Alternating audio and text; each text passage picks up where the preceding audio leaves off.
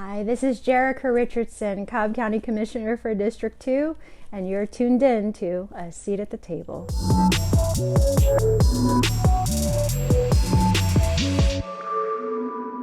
I am the Cobb County Commissioner, the Commissioner for District 2. And there's a bit of, controversy around that title right now, correct? What is all going on over here in Cobb County, Georgia? Yeah, so no matter how it slices, I would still be the Commissioner for District 2. The question is what comprises District 2?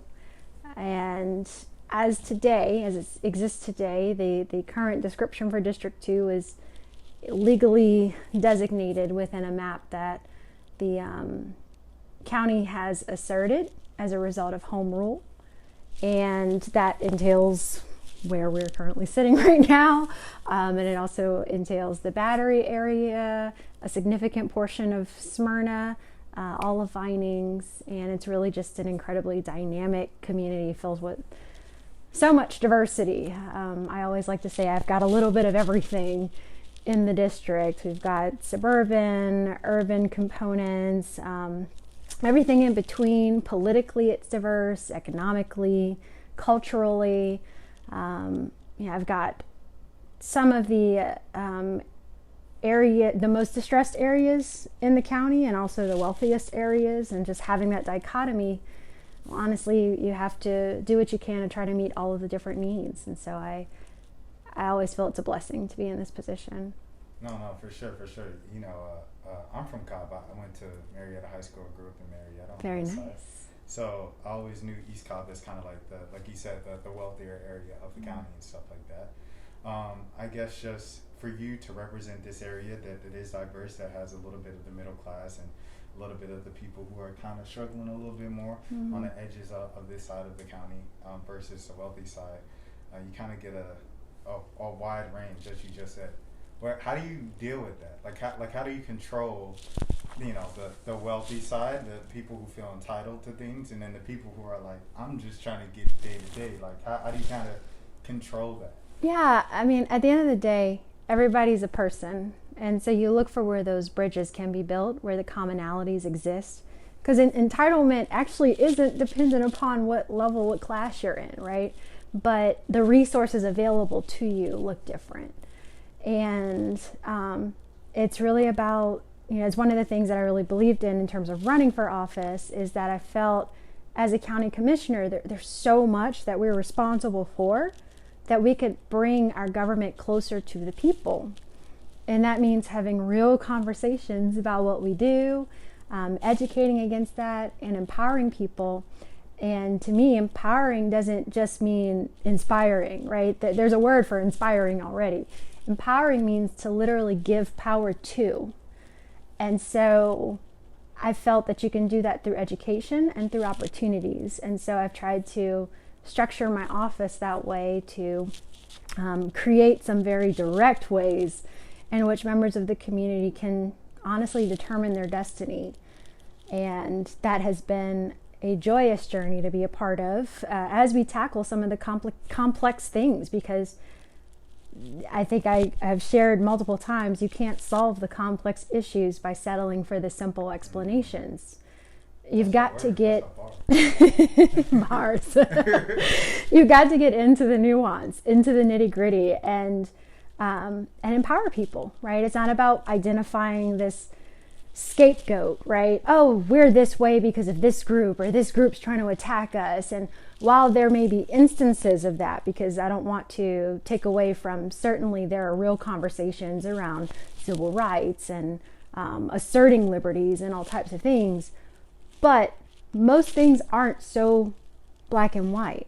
They're complex, they're nuanced, they're filled with historical components. There's precedent and case studies, case law that you have to refer to. There are checks and balances, there are partnerships and cooperations, there are opinions, there are unintended impacts and unintended harm. And if you're not willing to go on that journey as a community, then you can't make it. And even with when I was running, one of the things that I would always relate to is my journey to Cobb County. So Actually, I haven't been here the whole time, but I have been here for about almost 20 years. So since 2005, I came with Hurricane Katrina. Yeah.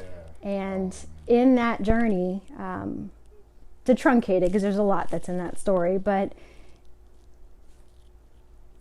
Cobb County became home because there was a decision made, while kind of slow at times, but there were people in the community who decided to choose love over fear. Because I don't remember if you remember, but people were just uncertain about everything. What's going to happen with the schools? Where are people going to live? How are these people going to be? There were all kinds of different fears that were voiced, but because a few individuals chose love and expressed that, and the community came together and expressed that in different ways, Cobb County became home. And it's just one of those lessons that keeps reoccurring in my life, that in every challenge, COVID included, in every challenge, you're always presented with the choice of pursuing fear or love. And I've only seen one of them actually allow a community to overcome anything. Jerica, all right, so here we go. We're going to get into it. Dig in. You already said black and white. You said everything is in black and white. For the national audience, there's a lot of people watching this from all over the country and stuff like that. They might not know about Cobb County, but Cobb County historically is kind of like a more racist place. It certainly has a reputation. It's got the Cobb County police is like, people from Atlanta, they see it as come on black boy. Like that's what the Cobb stands for over here and stuff. Just getting into it.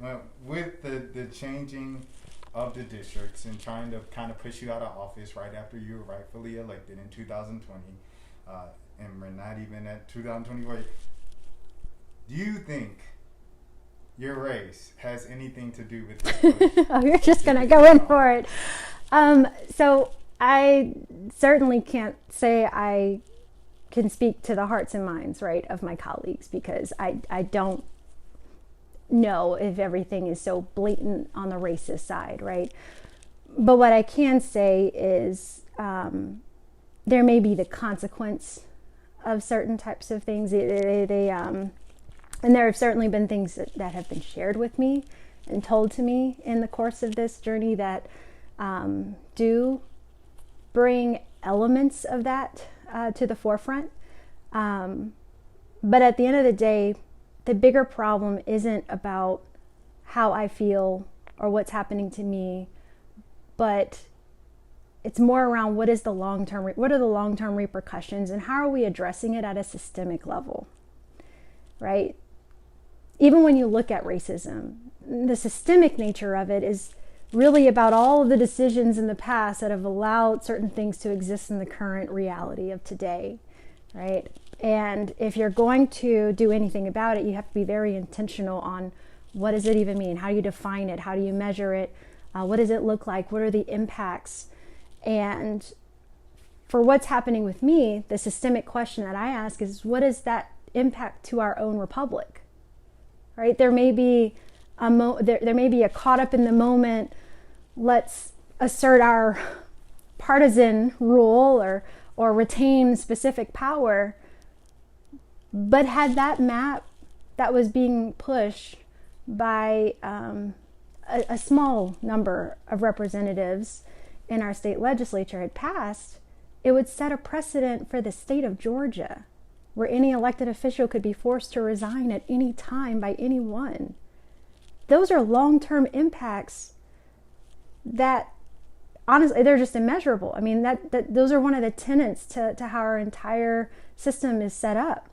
And then you look at some of the other bills that are being considered, like the oversight committee for prosecutors. We're not talking about general prosecutors. We're talking about the DA and the Solicitor General, which oversight is kind of built in because they're both elected positions. That's the oversight. The community wants these individuals to represent them. And for the state to be able to collect all of that authority and power, it erodes our system of checks and balances, because the relationships that have to exist at every level are delicate and important. Yeah, I usually tongue-in-cheek say, when a state has all the power, this country doesn't do that well. At least history shows that. And it's just something that's been repeated. It's certainly a focus within our Constitution, is the concept of checks and balances. And it's not just in a single layer. We always talk about the executive and the legislative and the judicial. That is a part of the check. It's a critical portion of the checks and balances. But we also have the national, the federal, the state, and the local. And relationships exist at all of those levels so that people can continue to live and pursue freedom, right? Pursue liberty and freedom. And when those relationships are disrupted, ignored, overlooked, bypassed, trivialized, guess who's left holding the bag? The people. The people are left holding the issues on that. And when you think about the commission, so I referenced earlier, we have such a broad range of things that we're responsible for. I'm just going to go down the list. Police, fire, power, water, air, soil, economic development, your libraries, 911, whether or not they're going to arrive on time. What else? Parks. I know I'm missing water systems, like stormwater, and the list just goes on and on and on. Taxes, your property taxes. There are so many things. And in Cobb County, we have 5 commissioners, right? 5 commissioners. So when you think about the local government, we have to make sure it works.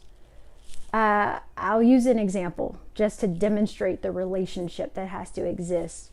And elections, we also do elections too. But when a decision is made at the state level on whether or not to regulate a particular industry or create an option for revenue, creating revenue options within the state, or if they want to do a ban on something, we then have to have those internal conversations with those departments to execute against that and to enforce those particular aspects of the law. So the abortion ban, for instance, that with the 6-week abortion ban, we've got to have internal conversations about what enforcement against that looks like. And so when you think about the local level, that is really where the rubber meets the road, and the roads too. We're the ones that have to have those real conversations with real people and see the real repercussions of what individual families take on. Whether it be if the housing market isn't able to be regulated, well, that ties our hands on exactly what we can administer. We have to support and uphold those types of laws. And so when there's a relationship, then we can build laws that are mindful of the operations, not just in theory, right? Not just in politics and partisanship, but in practicality for John, for Mary, for Susie, whomever. We can have the real conversations. And so, just to harken back to your original question, it may be about that, but that's less so. It could be, it could not be, right? That's less so my concern. My concern is when we disrupt these very critical balances that allow our government to function and allow people to connect to their government. You're a pretty good politician to spin that question in that way. I want to ask you, at what point in life did you get interested in politics? Kind of the background. I guess a bit of a softer question after hardball. No, you're good. 9/11. Wow. 9/11. I had quite a few friends, Muslim friends, and I don't know if you can recall, I brought this up, fear, love, right? We're in what, 7th grade, 6th grade? And the kids just started treating each other differently.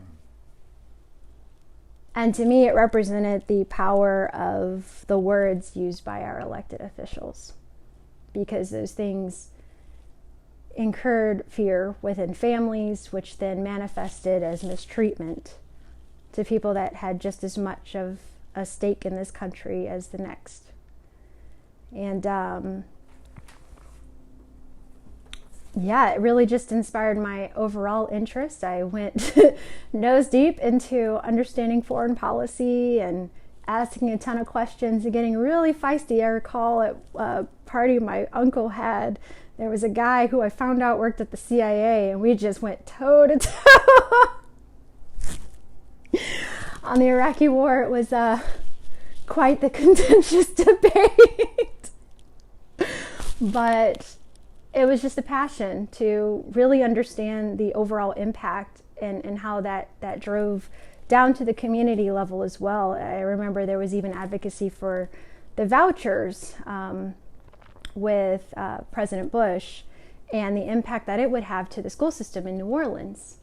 And those were all things that I was really concerned about, which kind of manifested and just been involved in the space in a lot of different ways, but certainly in the space. And then when I came up here with Hurricane Katrina, I ran into quite a few awesome, wonderful people in the metro Atlanta area and got involved in that way, picking up really good friendships and mentors. Kasim Reed was actually, his first time running was actually the first political campaign that I had done anything with as a paid canvasser. Learned a lot about that space. And then Kwanzaa Hall, who went on to serve multiple roles, Michael Bond and Caesar Mitchell, just the list goes on and on. Some pretty big names in Atlanta.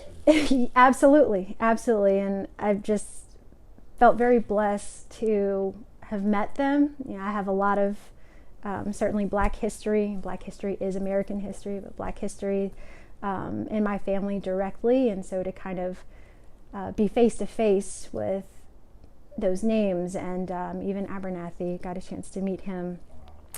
Certainly Congressman Lewis, had a chance to meet him as well, and a few times throughout my my aging, I guess, into politics. And then I wound up running a few campaigns myself, and then decided to run.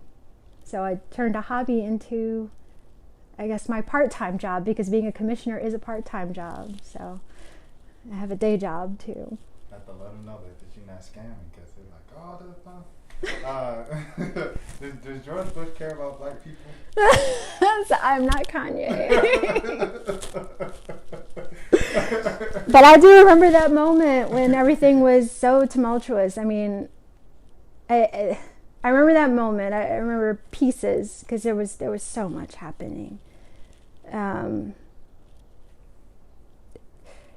But it requires everybody to be on the same page. It requires everyone to come together. It requires having honest conversations about what it takes to tackle something complex.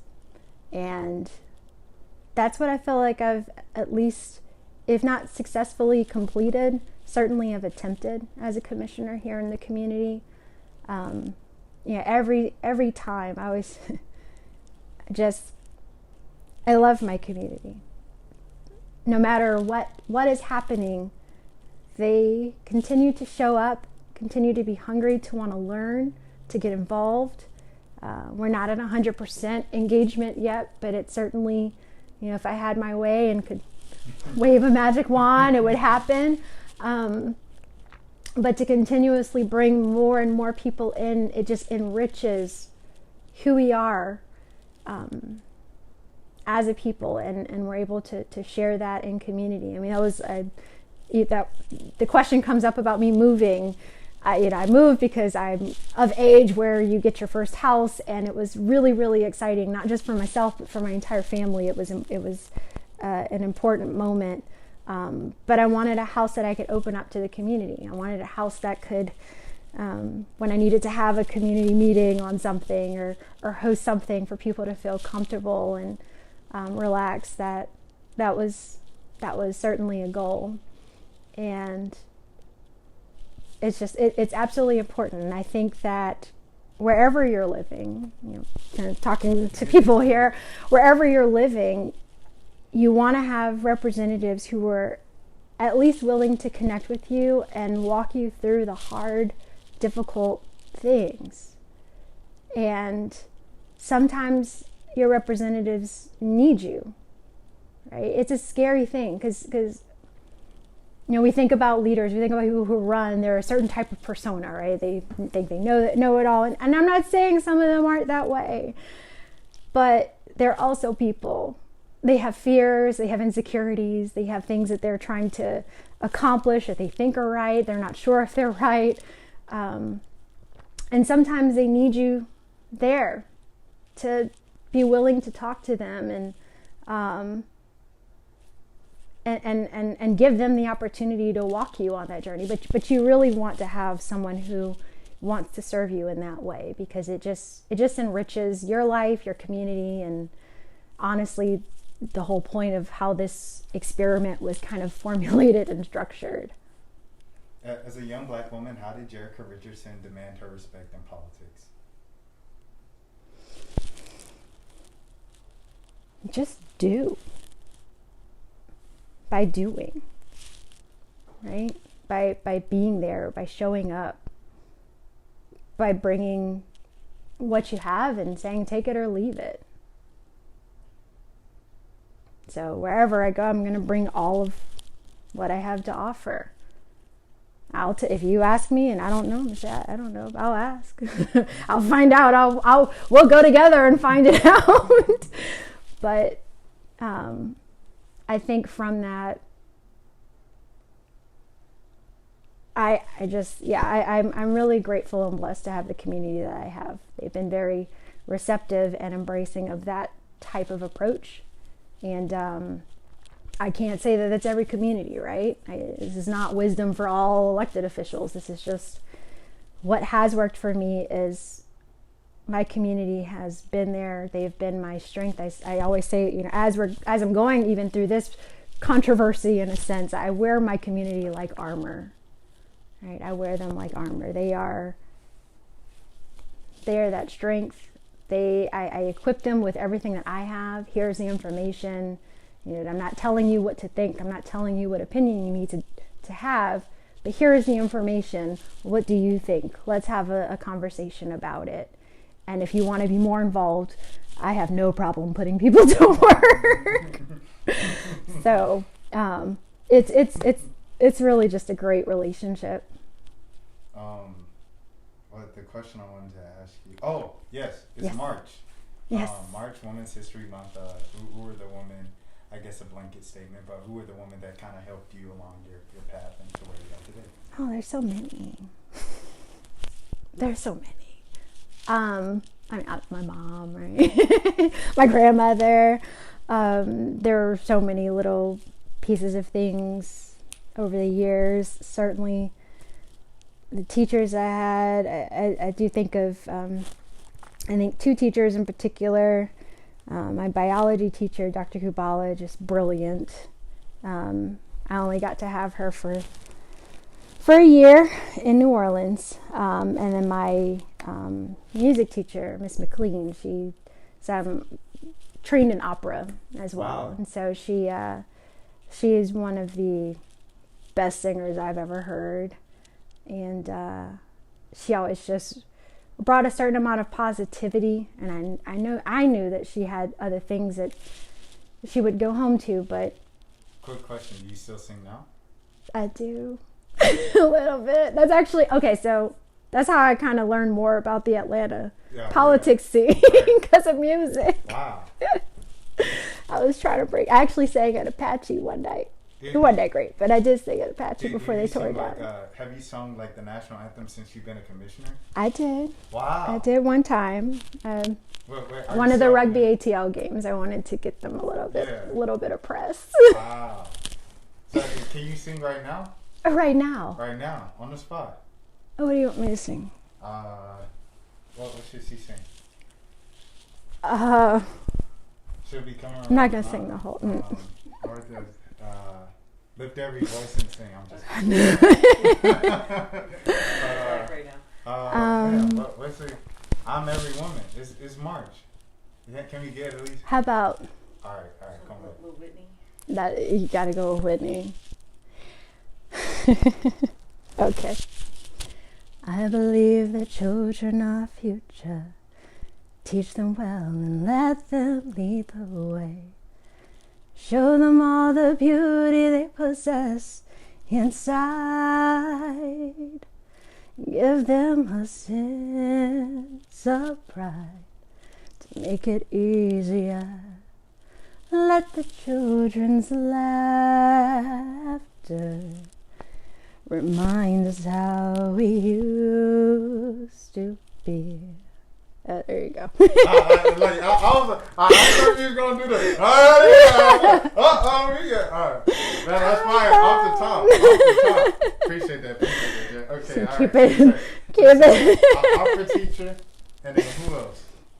I talked about Dr. Kupala for biology, and she always pushed, and it made me feel comfortable and wanting to overachieve, which, as you know, can be a conflict sometimes in school, but you always had to keep overachieving, and certainly appreciated the ability to stretch myself in that way. And she was just so passionate about what she was doing.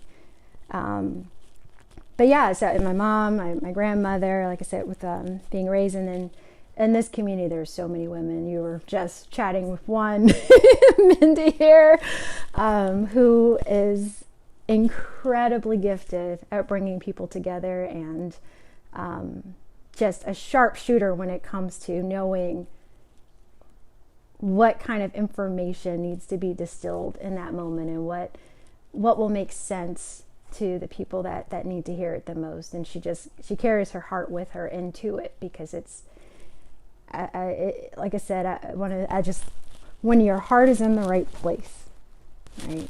And we have an abundance of that here.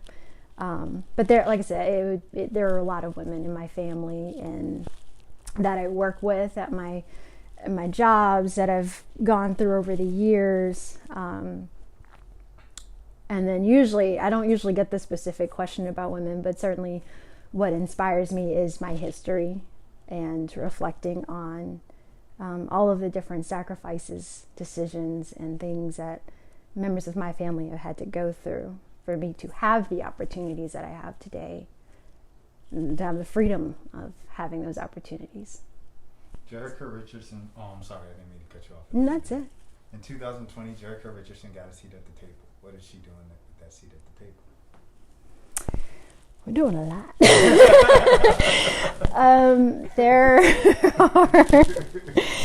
There are just, I think right now we have a log of somewhere north of 200 policies that we're tracking, initiatives that we're tracking and getting out the door. How do you, I'm sorry for cutting you off. You're good. Follow up with that. How do you do that and focus on a full-time job? I know, right? No, this is where, so that proverb, I think, or adage, I think it's an African proverb, but if you want to go fast, you go alone. If you want to go far, you go together. So remember how I said, another one, come on, it doesn't, remember I said, I don't mind putting people to work. Well, one of the things that we structured is an extremely broad cabinet of members of the community, and it's a way for me to give power back into the community. So I can make all these decisions, right?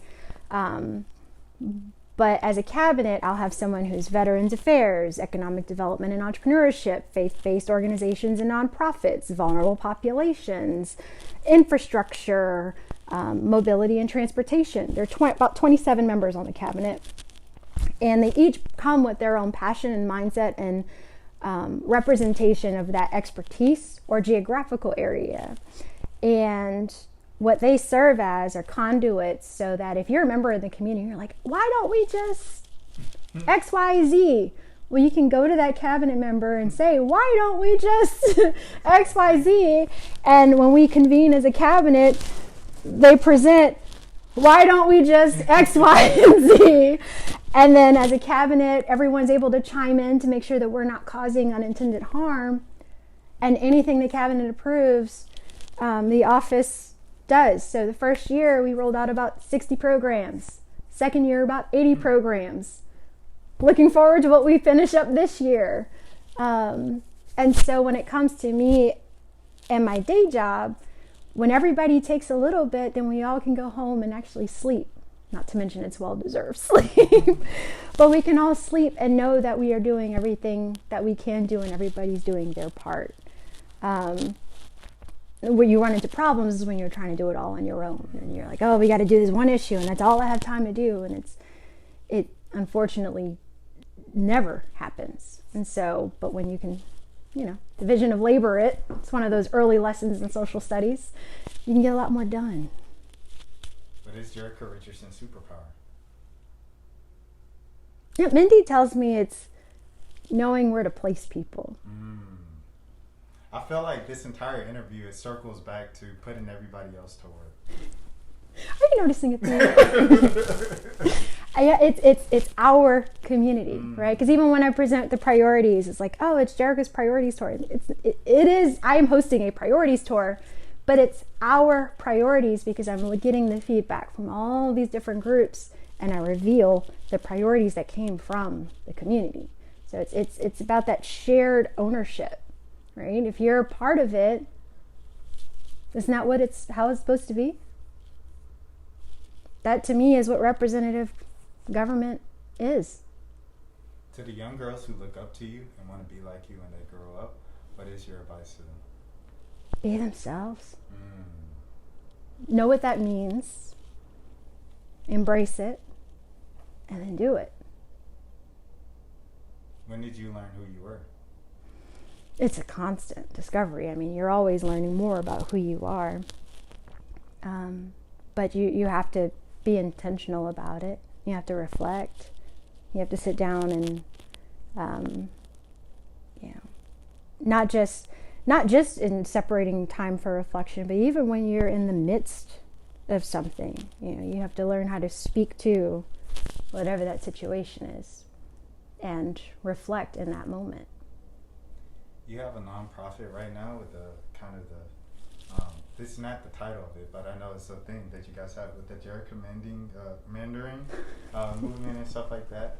I guess just what are some more details on this movement that you have going on with the nonprofit and just, I guess, fighting for your right to stay in office?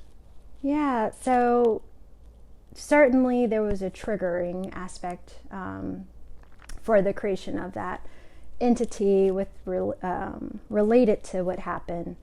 But like I said before, it's never been about Jerica. At least I'm not taking it as though it's about Jerica. It's been about the systemic nature of it and what we're seeing at different levels of government. And where I want to make sure, there are two things I really want to make sure of, and that was why it was created, was to educate and empower the community by understanding how these systems work. Because when you understand, just even to think, I made the list of all the things that I can make decisions on. There are 5 of us on the board. So if you can get 3 of us to agree on something, that becomes a new policy for that area, that department.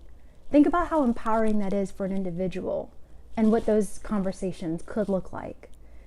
So that education and advocacy is critical. And then the other part of it is maintaining the checks and balances, because I think that that's absolutely important for how our country functions, right? If our local government can't operate, if we can't get stuff done, it doesn't matter what the president or the governor is doing. Because when the president signs a check, if you don't see that money in your community, that's because of my level of government. We didn't disperse it. So that it has to work. Checks and balances have to be there. You can't have one entity with all of the power and authority. It's got to be shared. So, yes, I created the organization so that it could do that within the community, but not just our community, but other communities as well, so that people could be equipped with all of the skills that they need, not to know what to think or what to believe, but how they could approach the systems that exist today, how they work, what are the rules that govern them, what was the intention when they were originally created. It's all of those conversations. So we bring history into the conversation as well. So it's certainly been something that's pride and joy, and being able to have had the opportunity not just to create it, but certainly to work with wonderful members of the community and helping it continue to grow and take on a life of its own. So there are many issues that it follows. My issue is just kind of one of them, one example of where our system could potentially implode, right? But there are others that are visible. You know, if you turn on the news, you probably see something that's happening where a check and balance is under question.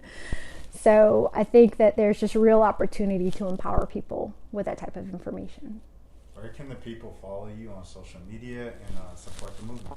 Absolutely. I mean, if you just look me up, Jerica Richardson, JMD Advocate, those are all really great ways to find me. There's a website that I have specifically for my office duties, and that's d2cobb.com. So if you live in Cobb County, I made that website just for the community. You can find all types of things. And then certainly within the nonprofit side, the name of it is For Which It Stands, and it's certainly a play on the word for the Pledge of Allegiance phrase. I just didn't want to plagiarize it, but it's certainly taking a stance on our republic, on making sure our republic stands strong. My final question to you, Jerica, is there anything else that you'd like to add that you haven't already in this interview? Yes. Give me a moment. So just to kind of bring it all full circle, and one of the things that I say quite often is that the biggest lie that you've ever been told is that you have no power. That is the furthest thing from the truth. The truth is that you have a significant amount of power. And it begins by just understanding what's happening and connecting to how those power structures are in place, and connecting as a community.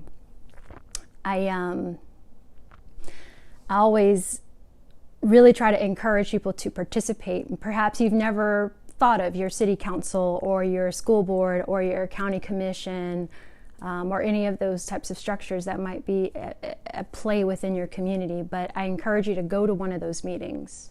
Look at some of those agenda books. By law, they're required to be transparent. They're required to be accessible to you. And if you don't know where to start, just type it into Google, the name of your county or the name of your city. And trust me, something's going to come up for you to go ahead and start to explore what that even looks like. And if you really need some help, I'd be more than happy to help you along that journey, because that is a deep, sincere passion of mine. I always say, every time it's an election time, you always hear the go vote. It's your right and it's important. And so many people fought for the vote, for you to be able to take that vote. And that is absolutely true. But I want you to know that vote is it's like the hello in any relationship, right? You wouldn't start dating someone because they said hello. You have to get to know them. You have to talk to them, because like I said, people that are running for office, they're people too. They're dealing with their own insecurities and lives and things. And so the vote is just the hello. You've got to continue on with the advocacy all throughout that term. Perhaps there's something they don't know about. I know when I was on the campaign trail, I would tell people, I haven't lived every life. I haven't lived in every neighborhood, and I haven't worked every job. So I need you. I need you to talk to me. And your elected representatives do as well. And hopefully they will listen to you when you do reach out. But like I said, the vote is really the hello. And the last piece that I do want to share is, well, actually on the vote.